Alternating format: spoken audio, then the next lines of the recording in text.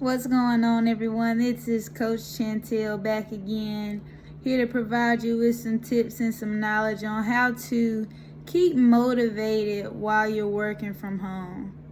All right? How to keep the motivation while you're working from home. I'm sure this might apply to many of us. So I wanted to go ahead and just jump right into it. So before tackling the overall aspect of the working from home motivation, what are some, ask yourself, what are some workout styles that excite you?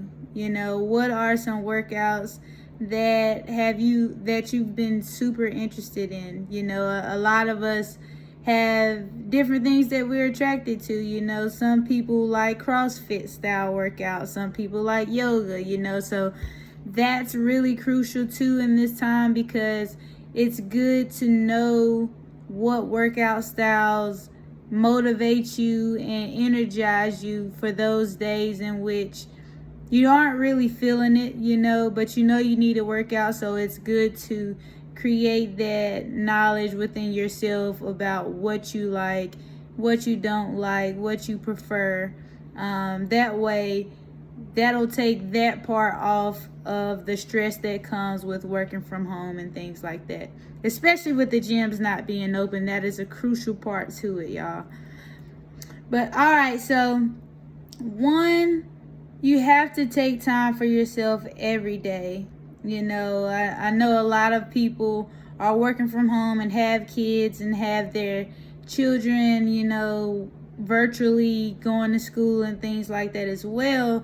But you have to find, whether it's 10, 15 minutes, whether it's first thing when you wake up or last thing before you go to bed, just make sure that you carve out some time for yourself. I always tell people that you can never be as efficient as you want to be when you're pouring from an empty cup, and these are times when you really have to hone in and be intentional about that, because you can easily let a day go by and not do anything for yourself and not even realize it. So it's really just an intentional part of the process, just pouring into yourself. All right. So the next thing is just building rewards. So say you have 8 things on the checklist to do for the day. You want to make sure, because not everything on our checklist are always super exciting that we want to do, right?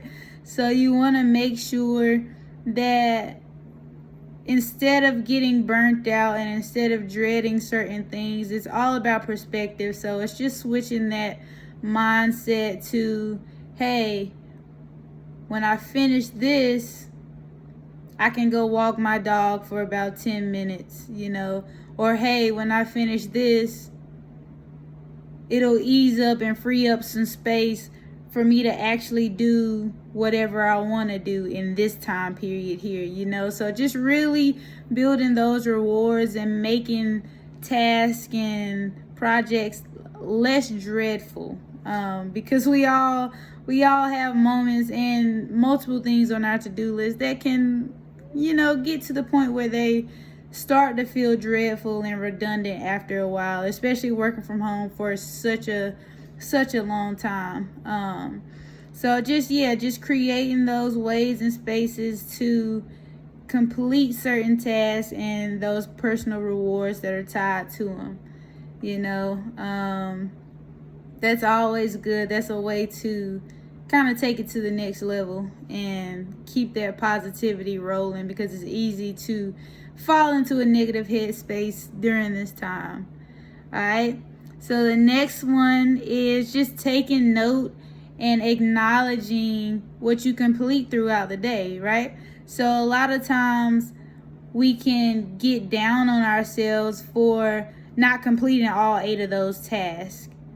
And instead of cheering ourselves on for the fact that, hey, I actually completed 6 of these tasks, and yes, I have 2 left, but you have to give yourself credit for the 6 that you did, because I don't know about you all, but I tend to overload my to-do list just in case I can get to some extra things throughout the day. So not being able to complete some of them is fine. Don't let it ruin your day or ruin your mood when you don't get to a certain thing. And then also just really utilize those to-do lists to better that time management and really structure that day so you can get back to doing the things that you want to do and carve out that me time.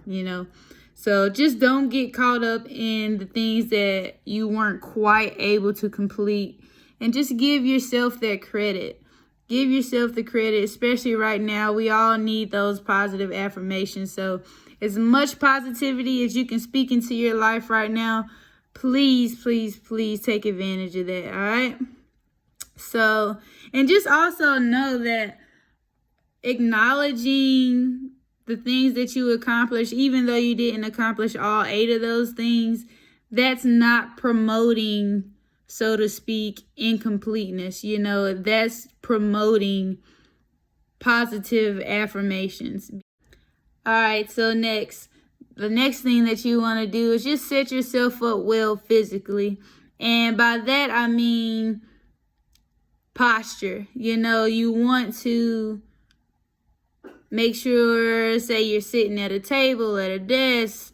Sometimes we work from our couch, sometimes we stand, put the computer on the breakfast bar and just kind of stand and work from there. And sometimes we alternate between each of these things throughout the day.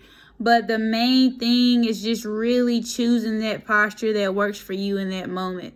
A lot of times we can get a little sluggish if we're like slouched over on the couch or calling ourselves working from home from the bed, So just know and be aware of how you're feeling in certain postures and in certain stances.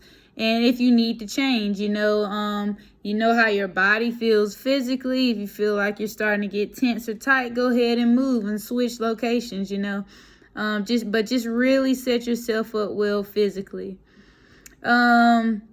Next, you want to just practice that self-compassion, and that kind of goes back to the to-do list. You really, because we get to a point where we want to get something done so bad, so bad that we focus more on pushing ourselves versus encouraging ourselves. And I really try to get people to understand that there needs to be a balance, because as you all know, that we can definitely be our worst critic. So make sure that you're motivating and make sure that you're encouraging yourself more than you're pushing yourself, because you want to feel like you're uplifting yourself as well, and you don't want to feel like you're bashing yourself and you're not doing enough. So just make sure you're practicing that self-compassion so you just won't feel down about yourself and your efforts, all right? So that pretty much wraps everything up, and that's the beef and the meat of how to stay motivated while working from home. We were all thrown into this, and it's something that we weren't necessarily expecting, but we are making the best out of it. And these are some of the key ways to continue making the best out of it, because you are intentionally making sure like, hey, I'm doing X, Y, and Z so I can be more beneficial and more productive throughout the day and just getting things done, right? So if you enjoyed this information, if this information helped you, if this information really excites you and energizes you and helps you really look forward to tackling the next week, go ahead and drop us a comment below, y'all. We really want your feedback. Thank you for tuning in, and I'll catch y'all next time. Bye.